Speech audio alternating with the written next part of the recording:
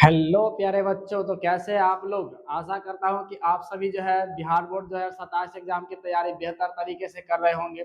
और उसी एग्जाम को और बेहतर बनाने के लिए हम जो आज पढ़ने वाले हैं वो क्लास 10th का जो है चैप्टर नंबर 2 काव्य खंड, ठीक है, जिसका नाम है प्रेम आयनी श्री राधिका।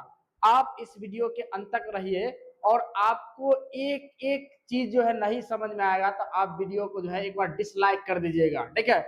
आप जो है वीडियो को पूरी तरीके से वॉच करिएगा और साथ ही जो है आप इस वीडियो के माध्यम से, आप इस चैनल के माध्यम से अपनी तैयारी को बेहतर तरीके से कर पाएंगे, ठीक है। तो आप जो है वीडियो को अच्छे तरीके से जो है देखिए और साथ ही अगर अच्छा लगेगा तो जरूर से जरूर चैनल को सब्सक्राइब कर लीजिएगा, ठीक है। आज हम लोग पढ़ने वाले हैं वो क्लास 10th का जो है वो हिंदी का जो है वो चैप्टर नंबर 2, ठीक है, जिसका काव्य खंड की ओर से हम लोग चल रहे हैं, जिसमें हमारा जो है वो सेकेंड जो चैप्टर है वो प्रेम आयनी श्री राधिका, ठीक है। प्रेम आयनी श्री राधिका। अब प्रेम आयनी श्री राधिका का मतलब क्या होता है, इसका अर्थ क्या होता है, इसको भी हम लोग जानेंगे, ठीक है। तो आप इस वीडियो में जो है वो हम लोग आज जो है चर्चा करेंगे कि यहाँ पे जो इनके जो लेखक जो है वो रस खान जी, तो रस खान जी के परिचय के बारे में हम लोग जानेंगे, ठीक है। रस खान जी के जो है वो परिचय के बारे में हम लोग क्या करेंगे इस वीडियो में, जानेंगे कि इनके परिचय से जो है वो किस प्रकार से क्वेश्चन आता है और किस तरह से जो है एग्जाम में कई क्वेश्चन पूछा जाता है, ठीक है। कहाँ कहाँ से सबसे ज्यादा इंपॉर्टेंट क्वेश्चन पूछा जाता है, इसको भी हम लोग करने वाले हैं। तो आप वीडियो के अंत तक बने रहिए, ठीक है।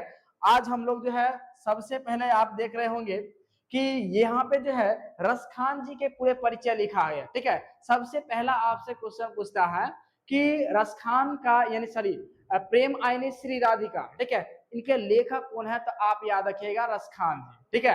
प्रेम आयनी श्री राधिका का लेखक रस खान जी।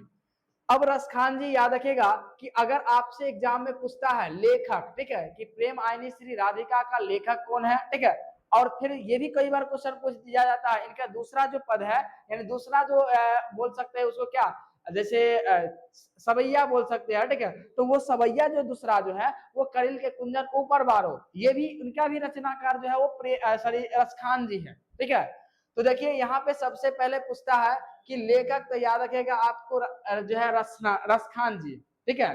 और रस खान जी का जो याद रखेगा वास्तविक जो नाम है वो याद रखिएगा कि सैयद इब्राहिम, ठीक है। रस खान जी का जो है वो वास्तविक नाम जो है वो क्या, तो याद रखिएगा सैयद इब्राहिम, सैयद इब्राहिम।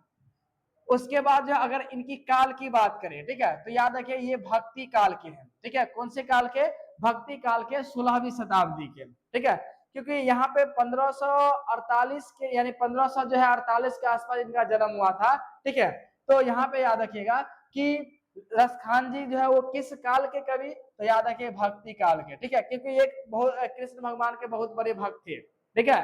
देखिए अब ये जो रस खान जी है वो भले ही इस्लाम धर्म से, मुस्लिम धर्म से है, लेकिन फिर भी जो है वो कृष्ण भगवान की भक्ति में लीन है, ठीक है। तो कहने का मतलब है कि ईश्वर और यानी अपने अंदर जो है इस प्रकार की जो भावना उत्पन्न हो जाए, ठीक है, जो ना ही धर्म ना ही किसी प्रकार की जाति, ठीक है, यानी मुख्य रूप से यहाँ पे एकता का भाव, ठीक है। तो यहाँ पे जो है जो रस है वो मुस्लिम धर्म के है, ठीक है, लेकिन फिर भी जो है वो श्री कृष्ण भगवान को अपना आराध्य देव मानते हुए उनकी जो है वो भक्ति करते हैं। देखिए जैसे यहाँ पे जो है, और यहाँ पे कई बार क्वेश्चन पूछ दिया जाता है कि रस खान जो है अपनी यानी किस भाषा के प्रमुख कवि है, तो याद रखिएगा ब्रज भाषा, ठीक है। इनका प्रचलित जो भाषा है वो याद रखिए ब्रज भाषा, ठीक है। उसके बाद जो है याद रखिएगा कि इनका जो अगर धर्म पूछे तो याद रखिए धर्म जो इस्लाम धर्म के थे, मुस्लिम धर्म के। उसके बाद यहाँ पे याद रखिएगा कि यहाँ से और भी कोई क्या क्वेश्चन आता है, क्वेश्चन पूछता है कि अगर काल पूछे तो याद रखिए भक्ति काल के, ठीक है, और विशेष रूप से किस तो कृष्ण भगवान। कई बार क्वेश्चन पूछ दिया जाता है रस खान जी जो है वो किस भगवान के भक्त थे, ठीक है, रस खान जी जो है वो किस भगवान के भक्त थे, तो आपको याद रखना होगा श्री कृष्ण, ठीक है। उसके बाद इनके आराध्य देव कौन, तो याद रखिए भगवान कृष्ण, ठीक है। आराध्य देव बोले तो याद रखिए भगवान कृष्ण। उसके बाद यहां से क्वेश्चन पूछता है कि यहाँ पे लेखन शैली में, इनकी लेखन शैली में क्या सिद्ध थे, ठीक है, तो याद रखिए सबसे ज्यादा इनका जो है दोहा, ठीक है, दोहा भी था, ठीक है, दोहा हो गया, ठीक है। उसके बाद होगा सोरठा, सोरठा, और एक हो गया क्या, सवैया, ठीक है, सवैया। ये सब लिखने की एक शैली है, ठीक है। अब कहिएगा तो इस पर भी हम जो है अगले वीडियो में जो है जब इसका पूरे सारांश के बारे में हम लोग चर्चा करेंगे, संपूर्ण अर्थ पढ़ेंगे, तो वहां पे आपको जो है पूरी तरीके से इसके बारे में भी बतला देंगे, ठीक है। आप कमेंट जरूर करिएगा। चलिए, तो सबसे पहले यहाँ पे इनका विशेष योगदान किन किन क्षेत्रों में, तो यहाँ पे देखिए हिंदू मुस्लिम एकता का सुंदर उदाहरण प्रस्तुत किया है। इन्हों ये जो है वो भले ही इस्लाम धर्म के थे, लेकिन फिर भी जो है वो भगवान श्री कृष्ण का ये आराध्य देव बन गए, यानी भक्त बन गए थे। इसलिए जो इससे भी सिद्ध होता है कि हिंदू और मुस्लिम की एकता, ठीक है, एकता का जो है वो सुंदर उदाहरण इन्हों देते हैं, ठीक है। उसके बाद जो है यहाँ पे याद रखिएगा इनका जो मृत्यु, यहाँ इनका जो याद रखिएगा जन्म, ठीक है, यहाँ पे 1628 है ना, याद रखिए इनका मृत्यु, ठीक है।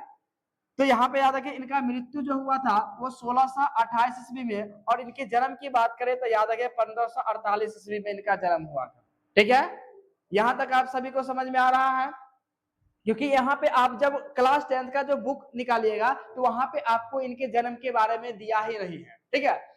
इनके जो है बहुत सारे ग्रंथ से पता चलता है कि इनका जन्म जो है वो किसी, यानी जो है कोई ईस्वी के बारे में पता चलता है, लेकिन पूर्ण रूप से जो है यहाँ पे जो है नहीं दिया गया है। तो आपसे एग्जाम में भी इस तरह के क्वेश्चन नहीं पूछे जाएंगे, ठीक है। तो यहाँ पे याद रखिएगा कि इनका जो है विशेष योगदान, योगदान किन, तो हिंदू और मुस्लिम के बीच जो है एक क्या एकता का सुंदर प्रस्तुत किया है। कहता है इनका मृत्यु जो है वो 1628 में, और संकलित, ये कहां से संकलित है, ये जो है मतलब इनकी दो जो है, यानी एक हो गया क्या, प्रेम आईनी श्री राधिका, और दूसरा जो है करील के कुंजन ऊपर बारो। तो ये जो है दोनों कहां से संकलित है, तो याद रखिए रसखान की जो एक कीर्ति रचनावली से कुछ दोहा, ठीक है, दोहा, सोरठा और सवैया लिया गया, ठीक है। बतलाए थे कि ये जो है इनकी जो प्रसिद्ध किस्में थे, तो याद रखिएगा दोहा, सोरठा और सवैया। अब विशेष रूप से अगर कहे तो याद रखिए जो है वो सवैया, ठीक है। अगर ये सभी एग्जाम में रहे, एग्जाम्पल में, तो आप सवैया मारिएगा, ठीक है, सबसे ज्यादा इंपॉर्टेंट। उसके बाद यहाँ पे इनके जन्म के बारे में कहे तो याद रखिए जन्म जो हुआ था 1545, सॉरी, इनका जन्म की बात करें तो याद रखें 1548 ईस्वी में, जो दिल्ली के पठान वंश में हुआ था, ठीक है। और कई बार क्वेश्चन पूछ दिया जाता है कि रसखान जी का जो है वो किस वंश में जो है इनका जो है जन्म हुआ था, तो याद रखिएगा पठान वंश, किस वंश में, पठान वंश। उसके बाद और इनकी जो है रचना काल, जब ये रचना कर रहे थे वो किस राजा के समय कर रहे थे, तो याद रखिएगा जहांगीर के समय, ठीक है। और दिल्ली में ये जो है जहांगीर के समय जो ये रचना काल कर रहे थे, जब क्या हुआ कि जहांगीर पर जो है मुगलों का आक्रमण हुआ, मुगल वंश जब आक्रमण कर देता है और ये जो है यहाँ के जो पठान वंश के जो राजा थे वो हार जाते हैं, तो जिसके कारण जो है ये क्या होते हैं कि वहां दिल्ली को छोड़कर जो है क्या ब्रजभूमि में आकर यहाँ पे निवास करने लगते हैं, यहाँ पे जो है श्री कृष्ण के भक्ति में डूब जाते हैं, ठीक है। फिर कहते हैं इनकी जो है भक्ति है, याद है सगुन कृष्ण भक्ति, यानी सगुन सगुन कृष्ण भक्ति। उसके बाद दीक्षा गुरु, इनके बहुत सारे जो ग्रंथों से पता चल पाया है कि इनके जो दीक्षा गुरु है, इनको जो दीक्षा दिए थे वो कौन, तो याद रखिएगा गोस्वामी विट्ठल नाथ, ठीक है, गोस्वामी विट्ठल नाथ, ठीक है, गोस्वामी विट्ठल नाथ। और भाषा बतला दिए ब्रज भाषा। उसके बाद इनकी काव्य शैली में याद रखिएगा सरल था, यानी जो लिखने की जो कीर्ति है उसमें क्या है, बहुत ही सरल भाषा में, मधुर और भावपूर्ण, ठीक है, सरल, मधुर और भावपूर्ण।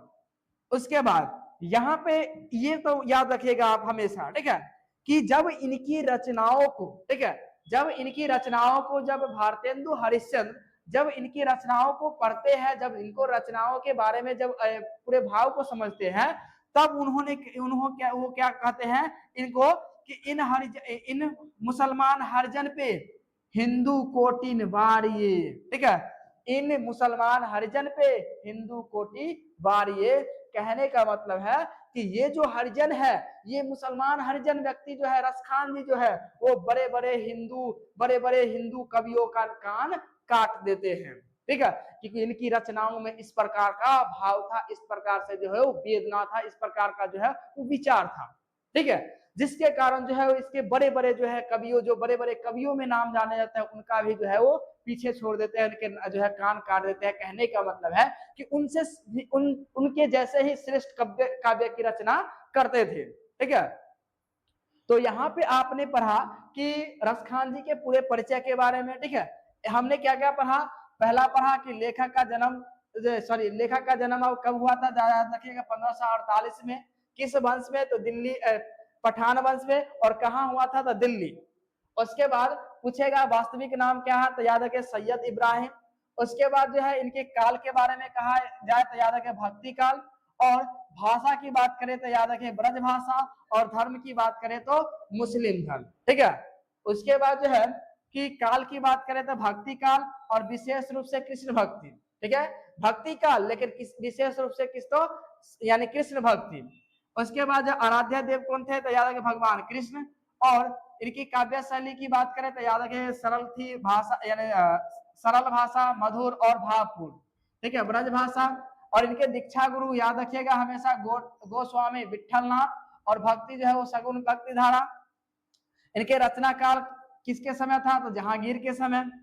उसके बाद इनके जो है योगदान किन क्षेत्रों में? तो हिंदू और मुस्लिम के बीच जो है एकता का जो है वो मतलब एकता का सुंदर उदाहरण प्रस्तुत करते हैं। ठीक है, क्योंकि ये मुस्लिम संप्रदाय होते हुए भी क्या करते हैं? श्री कृष्ण का जो है वो भक्ति करते हैं। फिर उसके बाद यहाँ पे याद रखिए इनका मृत्यु जो है हुआ था 1628 ईस्वी में। और यहाँ पे जो है याद रखिएगा कि चलिए, और यहाँ पे याद रखिएगा कि रसखान रचनावली, यहाँ पे ये संकलित कहाँ से लिया गया है? तो याद रखिए रसखान रचनावली के कुछ दोहा, सोठा और सवैया लिया गया है। और इनकी रचनाओं से प्रभावित होकर जो है वो भारतेंदु हरिश्चंद्र कहते हैं कि इन मुसलमान हरिजन पे हिंदू कोटिन वारिये। ठीक है, यानी ये जो हरिजन मुसलमान है वो बड़े बड़े हिंदू कवियों का कान काट देते हैं। ठीक है, यानी बड़े बड़े कवियों के जो है वो काव्य को भी और बेहतर जो है ये काव्य की रचना करते हैं। ठीक है, तो यहाँ तक आप आशा करते हैं कि आप सभी जो है इस वीडियो के माध्यम से और अब इनके पूरे परिचय के बारे में आप समझ लिए होंगे। ठीक है, अब अगले वीडियो में हम पूरी तरीके से इनके जो है जितने भी कविता है उनके अर्थ को जानेंगे। प्रेम आयनी श्री राधिका किसमें किस तरह का जो है वो मतलब विचार प्रस्तुत किया गया है। और यहाँ पे याद रखिएगा इनकी जो है और भी कुछ जो है, अगर इनकी रचना की बात करें, ठीक है, इनकी अगर रचना की बात करें तो याद रखिएगा 2 रचना है। ठीक है, 2 रचना अगर रचना की बात करें तो याद रखिएगा 2 रचना है। ठीक है, कितने रचना? 2। 2 में कौन कौन? तो याद रखिएगा पहला, ठीक है, पहला जो है वो याद रखिए सुजान रसखान। ठीक है, सुजान रसखान। और सुजान रसखान में जो है वो किसका वर्णन है? तो याद रखिए कृष्ण के भक्ति संबंधी। ठीक है, कृष्ण के भक्ति संबंधी। ठीक है, कृष्ण के भक्ति संबंधी। उसके बाद अगर दूसरा जो है वो दूसरा याद रखेगा, जो दूसरा जो है